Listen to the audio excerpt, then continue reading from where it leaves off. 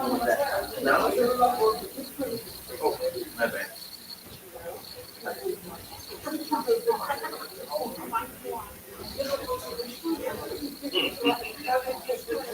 I will through all. Sorry about that. I mean that.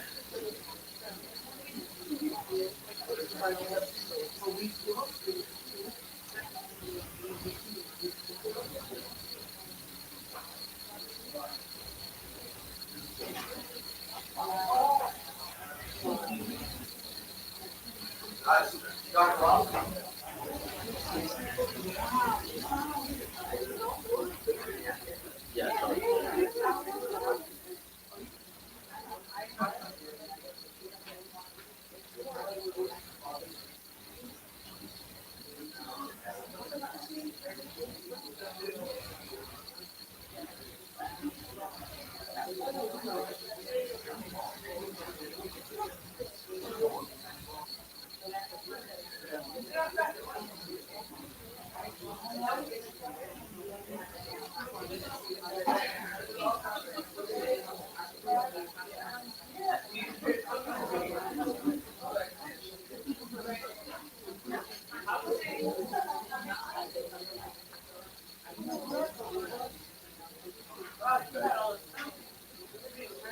We have to go ahead and get started because I'm getting I'm getting texts from everybody who's doing live stream saying there's nothing on, there's nothing going on, what's happening?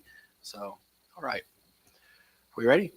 Okay, welcome this evening. Those who came in person, those who are live streaming through various means, welcome this evening to Alliance University. We're honored this evening to have Professor Mordecai Aviam, otherwise known as Moti. For those of us dug with him, Moti has a long career in excavating in Israel, particularly in the Galilee. He's known for being an expert in the area of Galilee and has excavated a number of churches, synagogues, cities, Yodfat, the city of Josephus, various things he's done. He's published books, articles, and as I don't know if he'll he started, I didn't know Moti before 2016. I'd heard of him. He hadn't heard of me before. And then the whole question of the excavation of Bethsaida came up, and we brought us together in terms of working together with others, of course, not just us. And I've been privileged to work alongside him since 2016 in excavating the site. And I look forward to him introducing the site to us this evening and the finds that we have here. So give him a warm New York City welcome. Okay?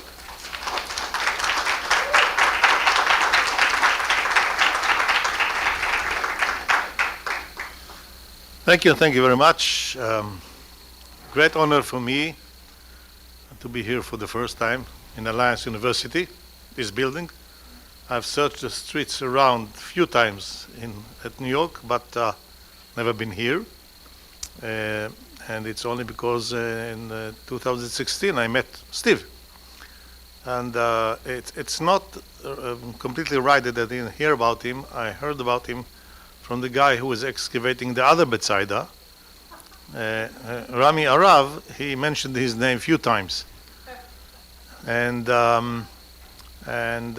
finally it came out that we met together, and he convinced me that there is a chance that the site we are going to dig, if we'll dig it, that will be a better candidate for identifying Bethsaida. And as usually we say, and the rest is history. And I'm going to show you what is the meaning. The rest is history. I'll go with you through the excavations. As you can see, can turn the lights off now, and we'll be able to see what's on the screen much better. I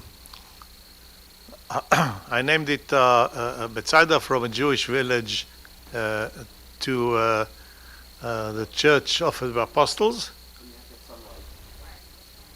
You have to have sunlight, otherwise they can't see you on the camera. Ah, You'll wow. have a voice with no. Okay, so if they put the end ones, not above the screens. That's better. I wanted to turn the lights off so you'll be able to sleep quietly. But as I said to my student, I have to stand here and talk. You can sleep. So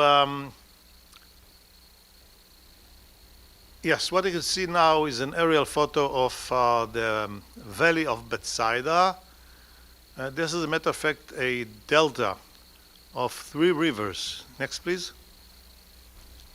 The delta of 3 rivers coming from the north and northeast into the Sea of Galilee. That's the big blue you see, or Lake Kinneret in its Hebrew name, and the Jordan River and the Zaki and the Madraseh.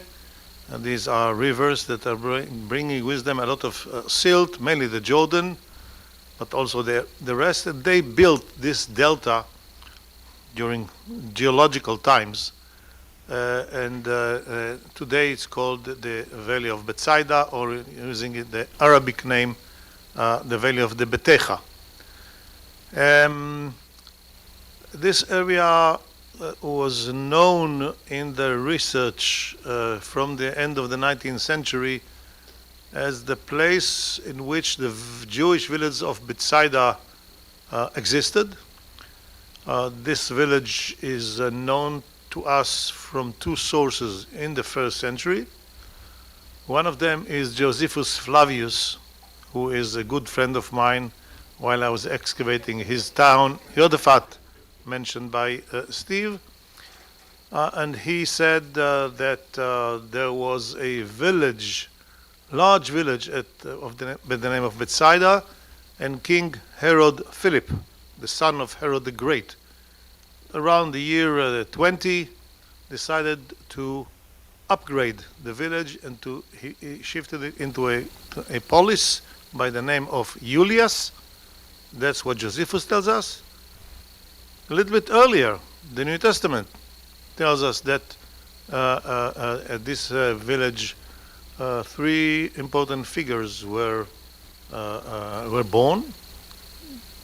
Simon Peter, Shimon, his Hebrew name, Petrus later on to be known, Peter, his brother Andrew, and another one of the apostles, Philip. So it's 1/4 of Jesus' apostles came from this village. Therefore, for those who are reading the New Testament, it was an important place.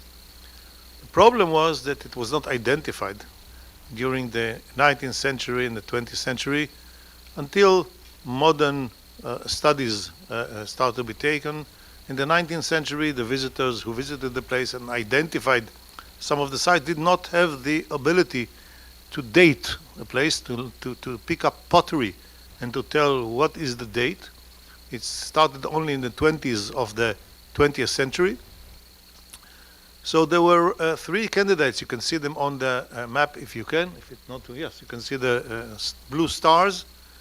At the north part of the valley, right at the edge of the photo, is a site named Etel. To the right side, you can see another one, which is Masadia. And right on the shore is the site of El Araj. So these were the candidates. 2 of them were much better. It was Etel and El Araj. The last one, no one is talking about him. And 36 years ago, our colleague Rami Arav, from an Israeli archaeologist who is teaching all these years at Omaha, Nebraska, started to dig over there. In the first season he started to dig, he found remains from the 1st century. The same season he declared Bethsaida was found. It's a village in the Bethsaida Valley. It have 1st century remains. Therefore, this is Bethsaida. Almost all the academic world agree with him together, as well as me. But there were few who did not, and Professor Notley is one of them. With all the modesty, he did not. And he said that according to the way he reads the geographical history of Josephus, it is impossible. And he wrote an article about it. This is the reason why Rami mentioned me his name. And he asked me to join him and to go to dig, as an archaeologist, to dig the site and to see what's in there. We did not come to prove that this is Bethsaida. We came to check what is in the soil and if it could be identified as Bethsaida, as Stephen suggested earlier. Next, please. As I mentioned, Josephus tells us that the village of Bethsaida was upgraded to be a polis.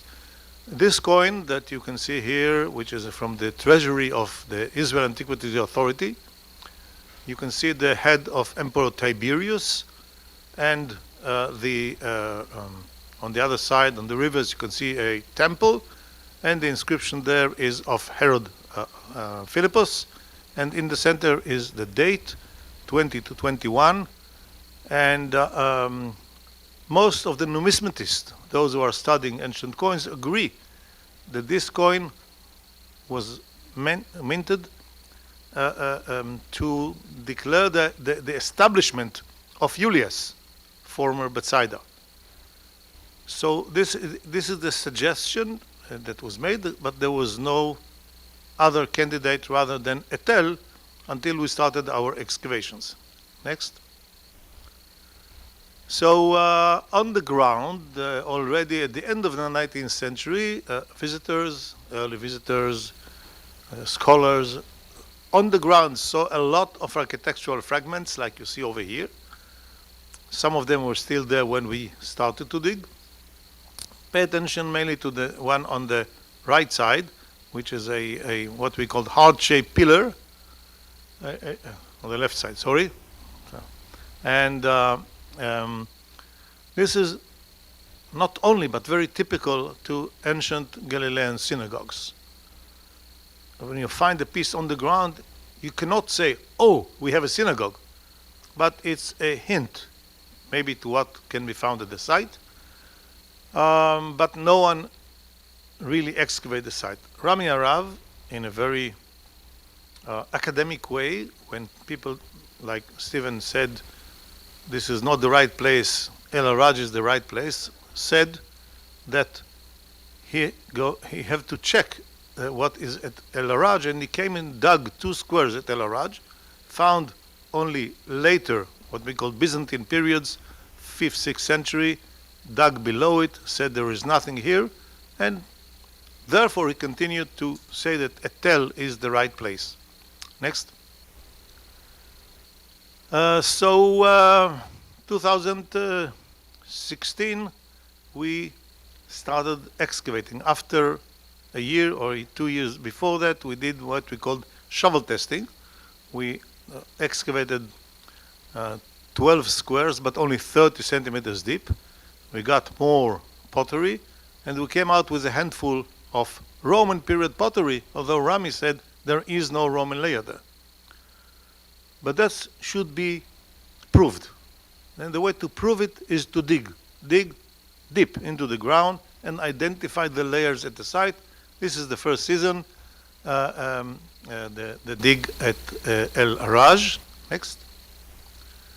And the first layer we found is from the Crusader period. This is 12th, 13th century CE. Just to remind you, the Crusaders are Christians who conquered the Holy Land from the hand of the Muslims and established a Christian kingdom. But not everywhere they settled, they realized what is the ancient remains there. Not everywhere they knew that there is something there. Sometimes they just built holy sites in places that were unknown as holy much earlier.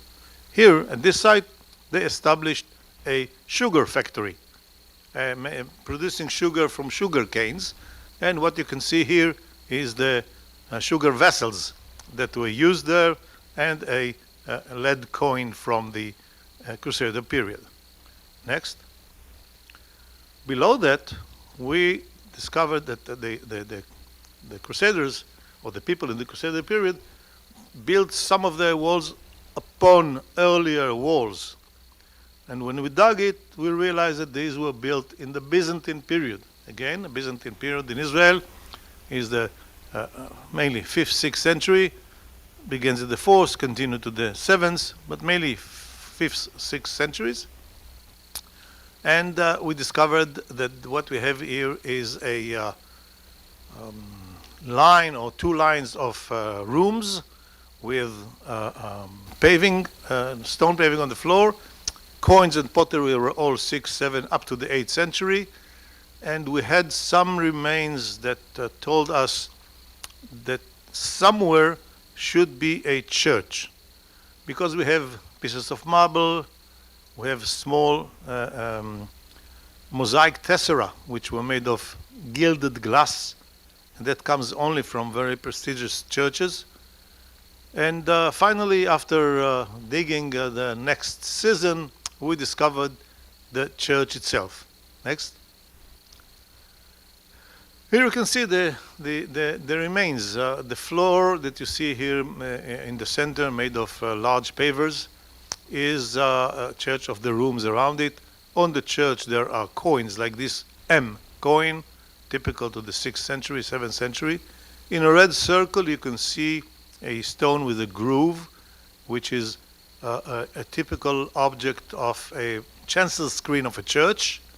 And in the hand are these small gilded tessera, told us somewhere here you're very close to a church.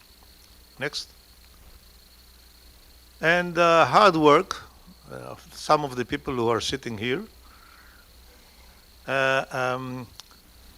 We discovered the mosaic floor. In this case, it was very clear. We talking about the church. In the center, you can see a piece of the marble chancel screen. We were very happy about it, and we continued digging the church. And after another season, I asked Stephen, as an historian, how it comes that we have here a church. We didn't know what church, but we have a church, and it's not mentioned by Christian pilgrims who were wandering around the Sea of Galilee, going from Capernaum to the west to Kursi, the place of the miracle of the swines.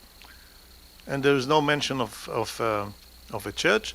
As I'm searching for pottery, he went to search for the stories. And he came back, what they said, you won't believe what I found. And he found that in the 8th century, there is a Christian pilgrim a bishop from Germany, Willibald. He is describing his visit along the northern shore of the lake, and he said that he was walking from Capernaum to Kursi, from the west to the east, and on the way he came to a place that he was told its name is Bethsaida, and there is a church dedicated to Peter and Andrew, built over the house of Peter. For me it was a great surprise, but also for everyone else, because when we started to ask scholars about it, said, Willibald he doesn't know what he's talking about. He missed it, he went to another place, he can't remember, he was old, everything was told about it. But the fact is that all scholars did not relate it seriously to his travel, mainly because there were no remains of a church on the ground. But now we have a church. So this is the church that Willibald have seen. This was Stephen's idea, and we continued digging. As Stephen said, I had a history of excavating more than 15 churches in the Galilee, and I'm experienced enough to suggest where is the right place to find inscriptions. 95% of the churches we know that we excavated have Greek inscriptions telling us who built the church, when the church was built, who is the people that established it, and so on. So we decided to try and find the axis of the church, although it was still covered with other walls from the Crusader period, and to dig in the place where you have the entrances, in the center, near the apse. This is the places we focused on. Next. It was a great excitement, seriously, when we discovered the first inscription. In Greek, a big medallion. We realized immediately that it was cut in the middle by a later wall, and we lost half of it. And when it was read, we realized that we have the not important part of the inscription. But it's happened in archaeology, you know. You can't expect for the 100%. Sometimes you get only 50, and sometimes less. It says that at the time of the bishop, we don't have his name, he reconstructed or made some renovation to the church, and probably at the second half it was written what church, to whom it was dedicated, and what year, but it's lost. So we continued. Next. This is the situation today. What you see here is the plan of the church without the later walls inside it. You can see the apse facing the east, and to the right side you can see also another small apse. It's have nothing to do with the church itself, but this is the bathhouse of the monastery. There was a monastery around the church. These are the rooms you can see to the left, and this is the bathhouse of the monastery. We will continue digging it in the next seasons. And you can see in a red circle, you can see another circle inside. Yes, you can. And that was the excavation of last summer, July, August, and the very last day of the dig, we found an inscription. Not a letter is missing. A big medallion about 3-4 feet in diameter. Next. Now people already asked me how it is today. This is a drawn photo from Friday 2 weeks ago. All the walls are gone. You have the church clean with no. We worked hard. We worked hard. When I say we, it's never me. Okay? I'm the director. I tell people, go there, go there, go there, dig here, dig here. Stephen is working, okay, and the others as well. And we have workers, Bedouin workers. They work hard, and we had a crane that took the big boulders away from the site. But we have the church clean. Next. And this is the inscription we found. Probably you ask me why I put these yellow coverage over it. It was not yet published scientifically, and the people who deciphered it and read it, the Greek inscription, they did not yet publish their articles, so we feel that we are obligated not to let it go in the public before it will be published scientifically. I left open only, but you can see that there are Greek letters below the yellow, and this is the part that we are able to let you see. The whole work of the paving of the Diaconicon. This is the room we dug. It was dedicated by someone who also admires Jesus and the chief and commander of the apostles and the heavenly being. This is the description of Peter in the Christian writings. That's not the smoking gun. That's a shot of a gun, of a shotgun. Okay, this is. We couldn't expect out of finding a sign says this is Bethsaida. This is something that we did not expect. And I have to tell you that Stephen here, he wrote an article about the house of Peter only from what we had before. He finished it 2 months before the inscription was found. And he said that this is the church of that Willibald visited, and this is probably the church of the apostles. and 2 months later we found the inscription. So that's a great luck for a scholar to prove that what he thought earlier is right. So this is it shocked the world, the Christian world, of course. We have here the church that Willibald say it was built over the house of Peter. We did not find yet the house of Peter. We will dig below the floors of the church when it will be possible, and if it will be possible.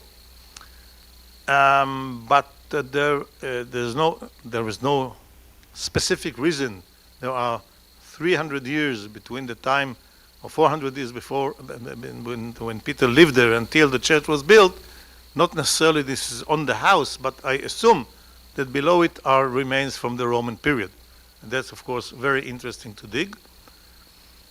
We have the Byzantine church that was built over the house of Peter and Andrew, according to Willibald. We have the only church between Capernaum and Kursi. We are sure. Now, what is the connection with it and the identification of Bethsaida? If there are 300 years, 400 years gap between the Roman Bethsaida and the Byzantine church, not necessarily it was the same place. Maybe they built the church for them in another place. So let's go on. So you see these two red squares, they are marking our probes cut below the floor of the monastery. We took the pavers out. We dug below them. This is what we called a sealed locus, a layer that was sealed. So it was built in the 5th century. Nothing else go underneath it. Everything that you'll find underneath is before the 5th century. So we dug down deep. At least the left hole was dug only by Stephen in 2 days. You're in a Christian college, you must speak the truth. Almost everything, Stephen, there's not a lot of place to dig there. And the wishing that Stephen had to arrive to the Roman period really brought him a lot of power, and all the rest of the workers and the volunteers. And next, please. Meter, you can see on the scale, meter 20 or meter 50 below the pavers of the Byzantine church, we got to a very rich Roman layer. You can see there near the scale, you can see that there are pieces of mosaic, marble pieces. Next, please. This is one. This is another hole. You can see from a closer point of view, you can see the mosaics and the pieces of pottery. Everything, 100% of the objects that we have found here are Roman. There is nothing later. 3rd, 2nd, 1st centuries, dated. Next. Again, is another, the second hole, the same view, yes. Please, next. Here it is on the table. On the left, you can see some pottery, clearly dated. I know that not everyone in the room can tell us what is a Roman period cooking pot, but I can. So the reddish pottery you see in the center is a cooking pot from the 1st, 2nd centuries. And to the right, there is a piece of mosaic floor, but it's different from the mosaic floor of the church. The mosaic floor of regular building is inlaid into a layer of plaster, while here, the mosaic is on heavy cement, which is very typical to Roman bathhouses. Next. So we can see here again another photo, and up to the left, you can see with a red arrow, it says a tubuli. Tubuli is a square pipe, hollow, that is built in the walls of the bathhouse. It is fenestrated, so the heat could go from there into the building, hitting the walls and the building. This type of tubuli exists only in bathhouses. It can come from a private house.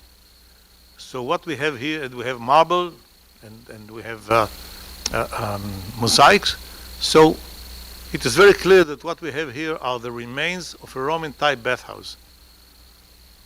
Such a type of a bathhouse with frescoes, with marble, cannot exist in a small village. They did not exist in small villages, and therefore we have here maybe the first evidence for a city life. And that's a hint. If we have a Roman layer, it could be a village of Bethsaida. And if we have evidence for a Roman type bathhouse, it could be Julius.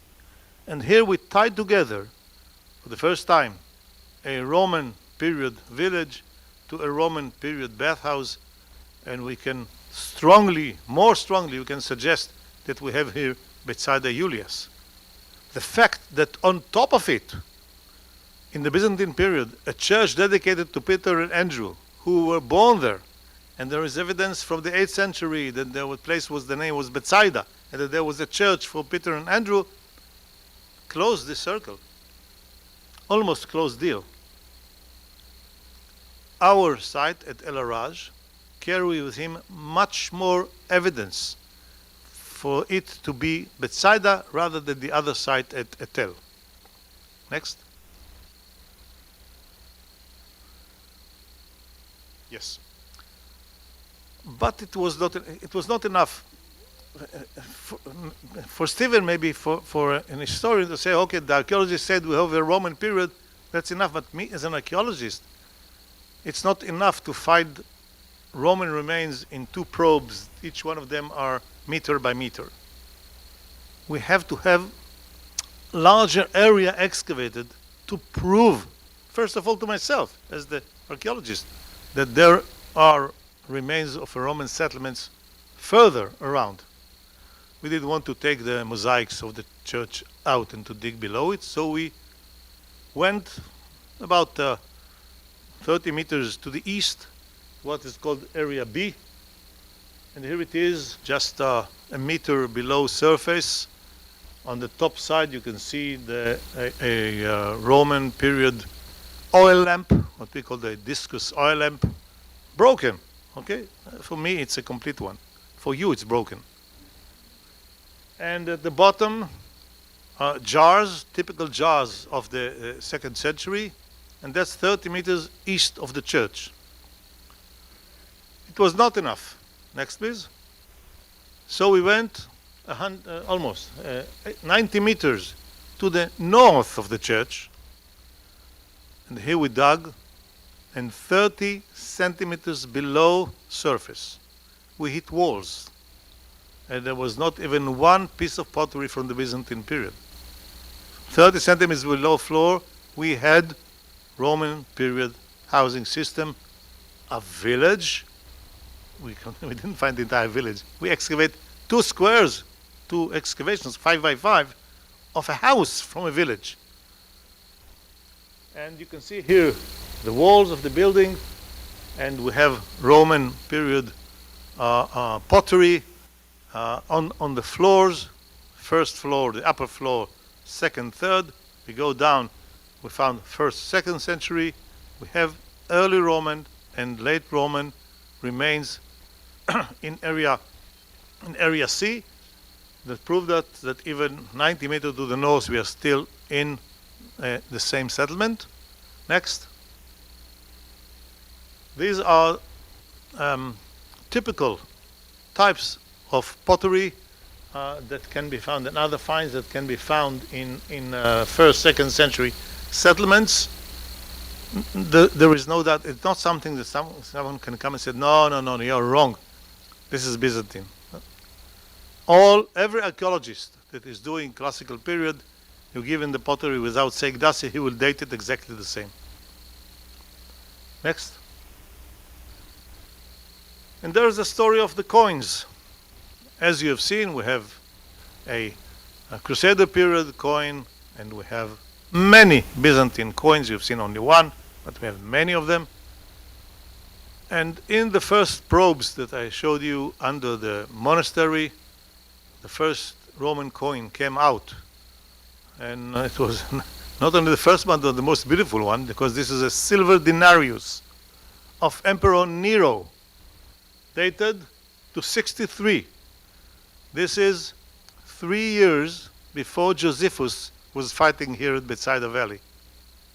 It is 30 years after Jesus visited the house of Peter and Andrew at Bethsaida. This is the exact date. And that, of course, for us was a very important discovery. But, of course, all the way, all these other area B, C, we have Roman coins as well. Next. So last summer, we decided to go even further. We went 100 meters to the west. I decided to dig there mainly for one reason. There was a big tree that was making shade on the workers almost all day long. I'm saying it as a funny thing. First of all, it's right. But second, there was nothing on surface, okay? In all the other areas we excavated, there is nothing on surface. We just have to decide where to dig. The first steps we did, because there is a description from the beginning of the 20th century of a priest who visited there and saw a mosaic floor, and we want to check what the mosaic floor. This is how we discovered the church. But all the other areas, there is nothing on surface. You just have to decide. This is a clean area. There are no more, there are not a lot of vegetation here. Let's dig over here. This is how we decided to start excavating area D. And you can see here to the right side, 2nd, 3rd century, sorry for the word, complete Roman vessels. I know that when you show it to lay people, they said, what's complete? It's broken. Yeah. But for me, it's complete. You have the base, the body, and the rim, and the handles. It's complete, although it comes with pieces. We are bringing it to our preservator, and he mend everything together, and you have the entire vessel. So even at the site, I can see that they are complete vessels, very, very clear. And on the left, you can see these rooms that we excavated. We don't have the entire building, but this is the room we excavated. All the pottery there are only Roman period. Next. And here are some finds from the Roman period, last excavations in area D. If we turned for a few seconds the lights, you'll be able to see better. Just a few seconds. Turn the lights off, we'll be able to see it better.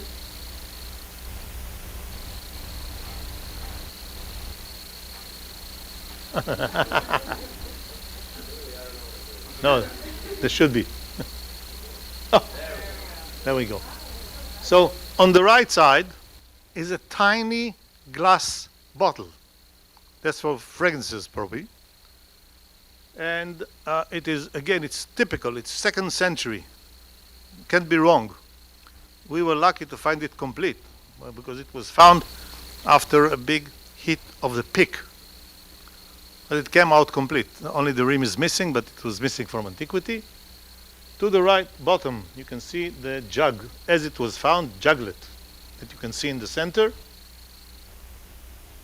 And to the left, I can see what we see. What you see there is a complete oil lamp, the same type, discus oil lamp, late 1st, 2nd century CE. It all came from one spot where the bottle is at the ground. Everything came from there. So we are in a corner of a room where we have a lot of finds.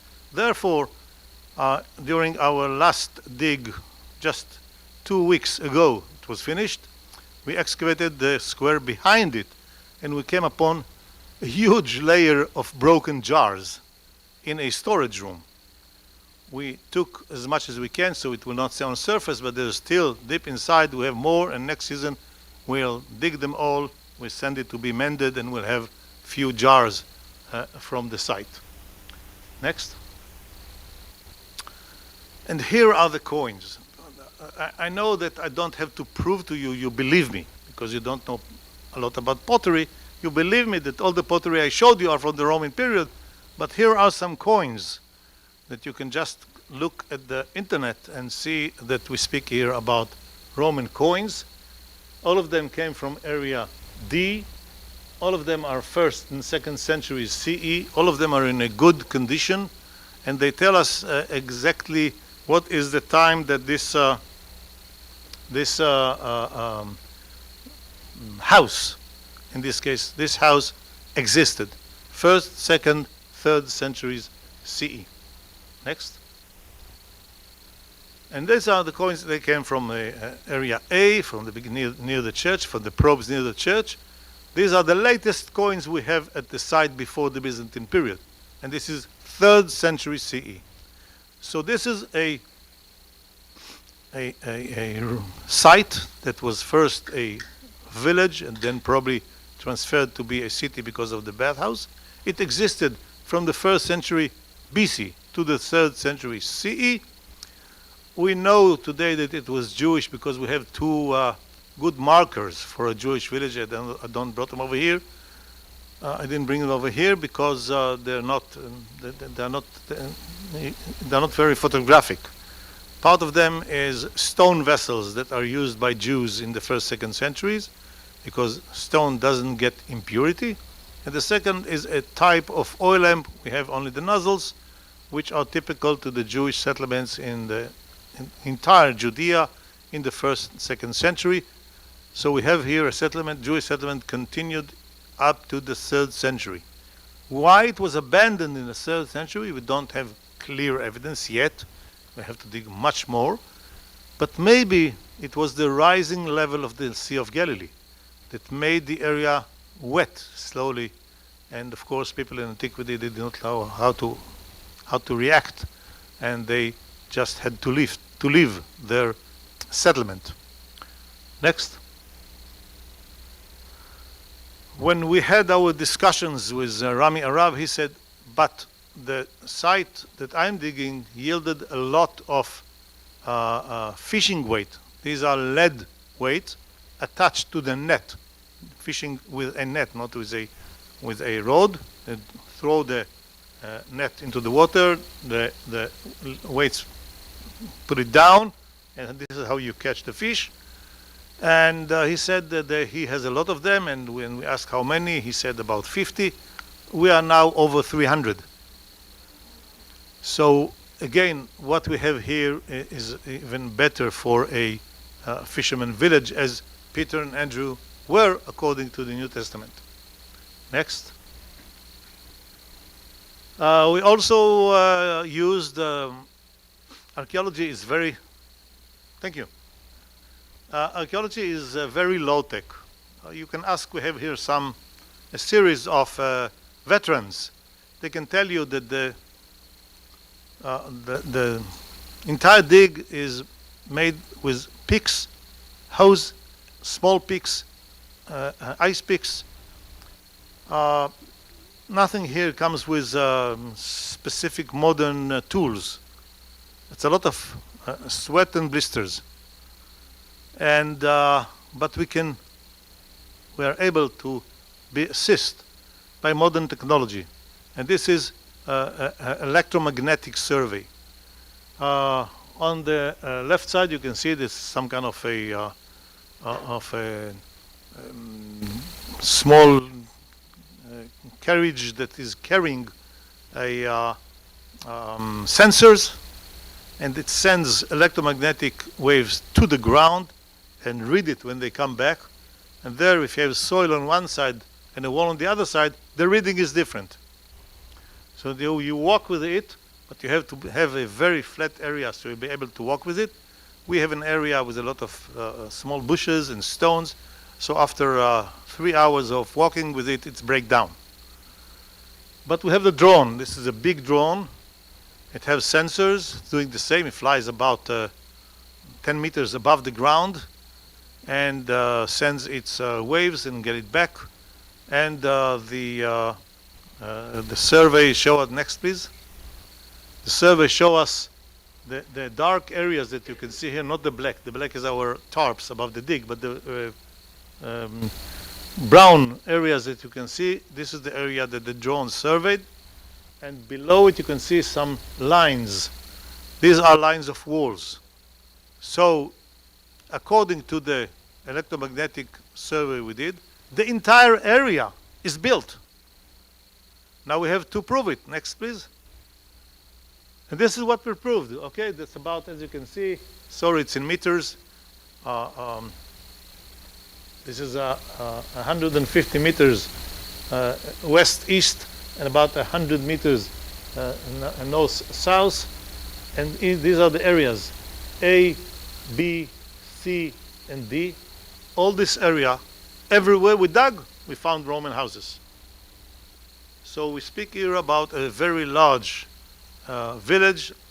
According to Josephus, this is the reason why it was upgraded, because it was big, with a lot of people, and we believe that the discovery of the Roman-type bathhouse is a proof for it to be a city later on, a small city, small polis by the name of Julius. Next. What you see here comes from Rami Arav's book about Bethsaida. The big city you see up there is Bethsaida in the Iron Age, in the 10th century BCE. And he shows in this photo, in this drawing, he shows that there was a big lagoon stretching up the Jordan. And then he said, okay, this was the situation also in the 1st century. There was a big lagoon, and the people of Etel were sitting on the lake. But if this is true, you can see on the left where El Araj is located, 1.5 meters below the water. And although it was a Jewish village, we also think that even Jews have to breathe under the water.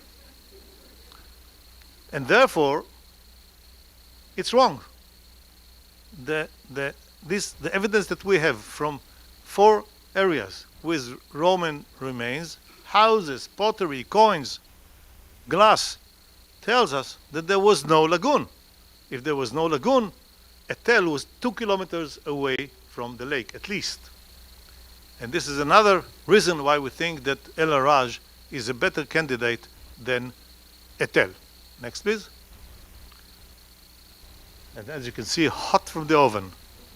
On Thursday, 2 weeks ago, I got from our conservator, by the way, our conservator's name is Yeshu. Interesting, huh? His name is Yoshua. Everyone calls him Yeshu for years. And now he's working at Bethsaida. And that's great, of course. That's the circle of history. I hope they know. So, you know now. That's also good. So, what you see here, you have seen earlier. But this coin came from our dig, from Area D. This is the coin minted for the establishment of Bethsaida, of Julius. The fact that we found it here doesn't prove anything, because in the collection of the Israel Antiquity Authority collection of coins, there are 8 coins of this type. 5 of them were found in the Golan, 1 of them was found at Etel, 1 of them was found here, and 1 more another site. It doesn't prove that this is Bethsaida, but Rami Arav used to say, we have the coin of Julius in our site, and it proves that this is Bethsaida. I think now we can say we have better identification, and we even have 1 coin of the establishment of the city, and that's hot from the oven. The right one is a coin of the Hasmoneans, of the Maccabees, and this is 2nd century, end of 2nd century BC. We assume that this is the beginning of the settlement of the village of Bethsaida, late 2nd, early 1st century BCE. This is not the only coin we have from there, but it came at the very end of our last season. Next. Thank you.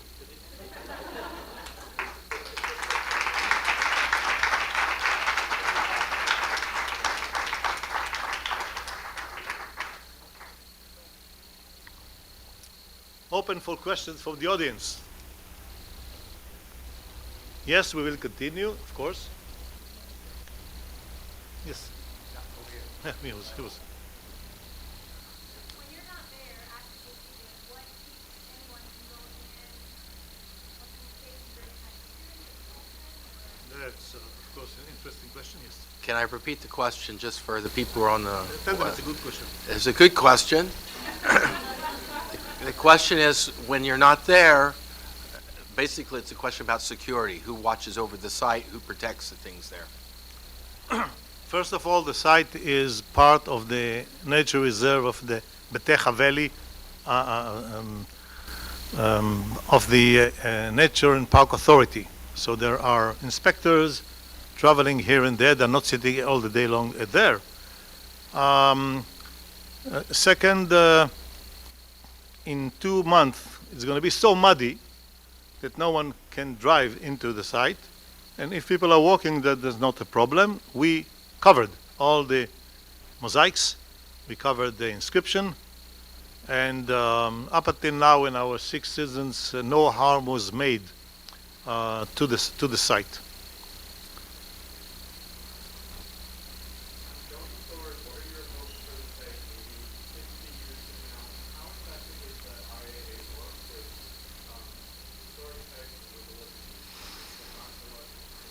Yeah. The question is, what do we see for the next 15 years? Let's hope I'll stay alive. 15 is a long time. What we do the next 5 years, we are going to continue digging. The next 5 years, we want to enlarge our knowledge of the Roman period site and give some more intention to the church in small questions of dating and architecture and so on. This is an important site.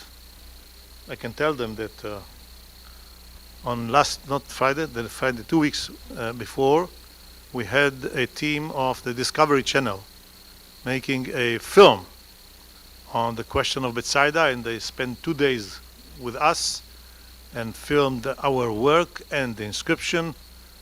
And it's already made a lot of noise in the world, and it will make more after a few other millions will see it in Discovery Channel. And we already have a lot of visitors coming to see the place of the Church of the Apostles, but it's not in our hand. We, him and me, we are not developers. We are not building sites. He's an historian and I'm an archaeologist.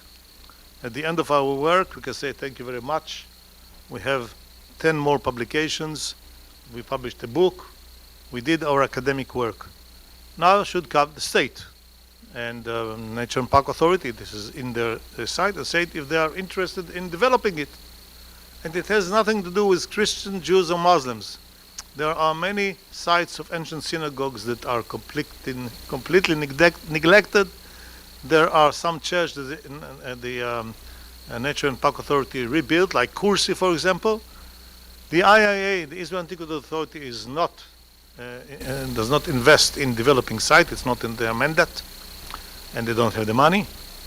So we hope that it's only a hope of us that the Nature and Park Authority will say, "Wow, this is an impressive site. Let's develop it in a way that will be seen by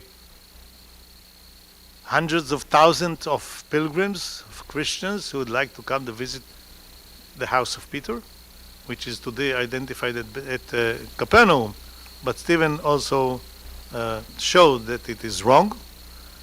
It's very hard to move tourists from one side to the other because of academic reason. It's not simple to convince the Ministry of Tourism that this is not Bethsaida over there. We are Bethsaida. So take the sign of Bethsaida and turn to this side. It's not something simple, and we are not going to fight over it. It's a question of the developers and the state. But it has nothing to do with Christian, Muslim, or Jewish.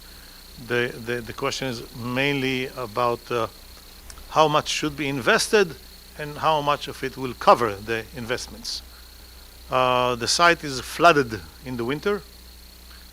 There is about a meter of water above the mosaic floor of the church. So if you want to develop it, you should take all the mosaic floors out from the site, lift them up 1.5 meters, put them on a new platform, and let people see the Church of the Apostles, and below that they will be able to see walls in the water with fish around them. Not goldfish, but nice local fish. That's what can be done, and we hope that will be done.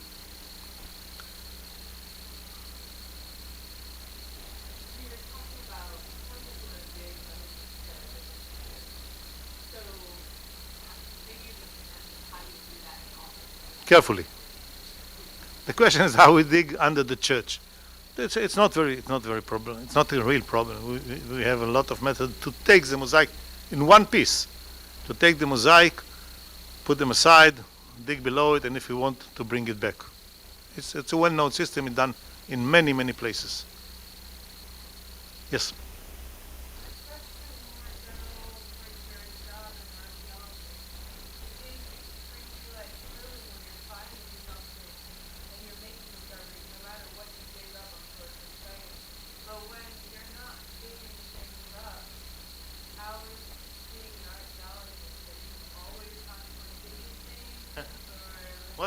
What a wonderful question. And I was never asked.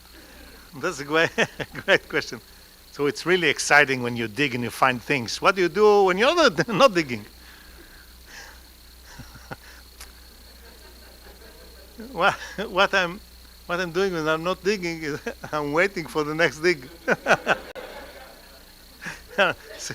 Seriously, there's a lot to process from the dig.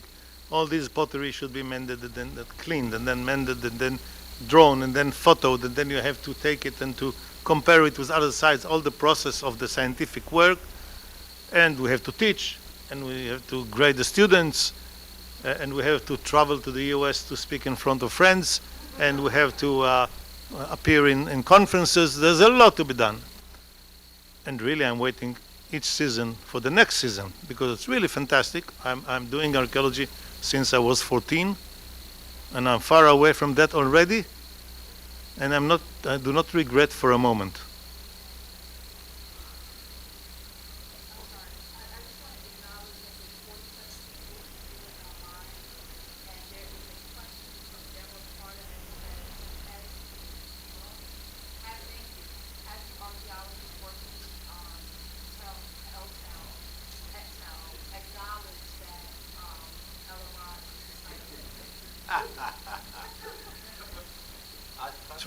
Try to imagine you, okay, working on a site 35 years, convincing the entire world that this is Bethsaida, and suddenly Notley comes and say, no, it's not Bethsaida. It's not easy. Believe me, it's not easy.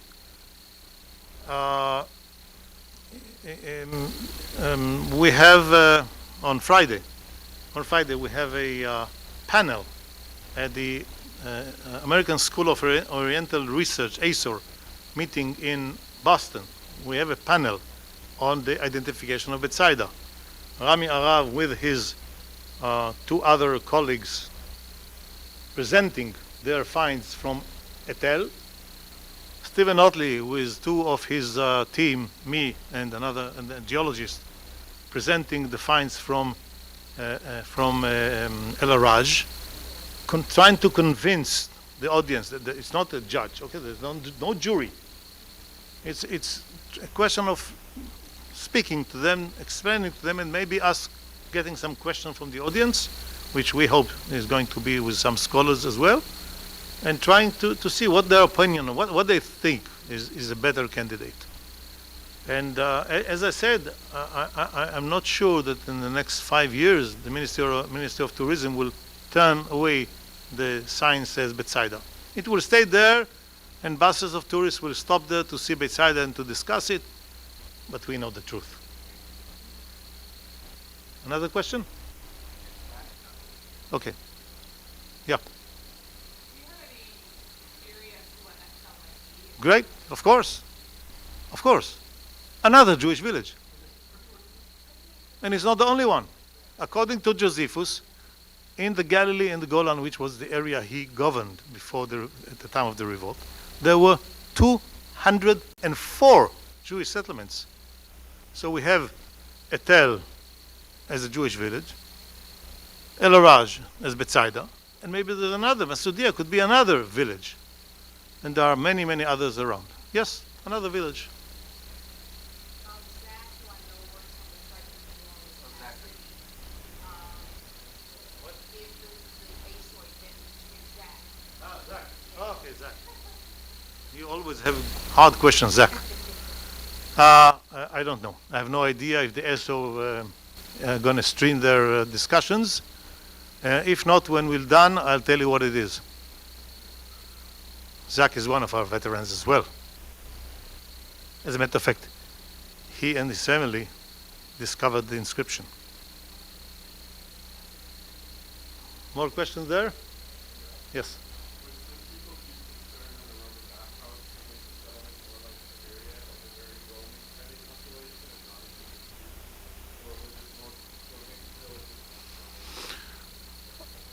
I believe that when Herod Philip established his new small polis there, it was a Jewish polis, like Tiberias was a Jewish polis, and like Sepphoris was a Jewish polis. And they had bathhouses, Roman-style bathhouses in a Jewish city. That's not a problem. The rabbis were going to the bathhouses. We have a lot of descriptions of the rabbis going to the bathhouses. It's a place to clean and to meet people. You want to add something? Thank you. That's what I'm saying. Thank you.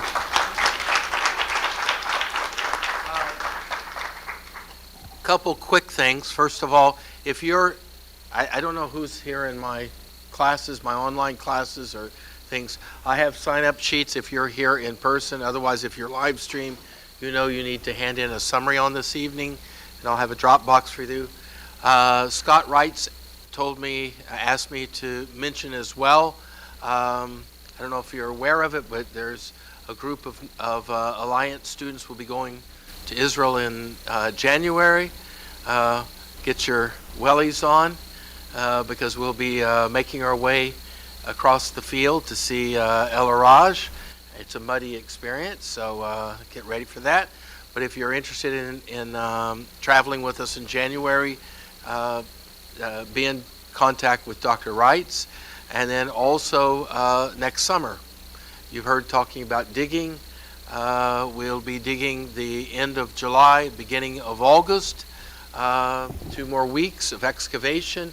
As Dr. Aviam mentioned, we'll be opening up other squares, hopefully in the demonstrating even greater Roman presence. You know, when he talks about Roman Bethsaida, or Roman Julius, that's the terminology used to talk about the New Testament period as well. The New Testament period is included in the Roman during the Roman period. So we'll be excavating, opening up squares, additional squares around the main area, as well as around the church. So if that's something that's of interest to you, again, be in contact with Dr. Wrights, or you can write me an email. So again, I want to thank Dr. Aviam for being with us here this evening, and his wife, Nurit, she's here as well. So,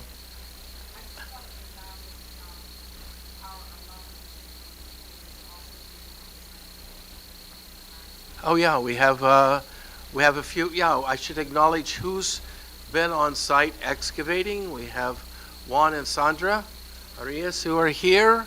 My wife Sonia's here. Don't know who else is. Doug, I think that's it. But we have good representatives from the school digging, both past and present. You heard mention of Zach. Zach is actually a student here now. He's been working on his visa issues. As far as I know, Zach's supposed to be here by Christmas, so he's been online this fall. But he's actually enrolled in the school, and he's dug for several years with us. So very passionate about it as well. So anyhow, there are a number of people around who have excavated. Of course, Dr. Garcia has been with us. Dr. Emmanuel has excavated as well. So there's a number of folks that have been here, if you have interest in asking them questions about how you survive 100+ heat weather.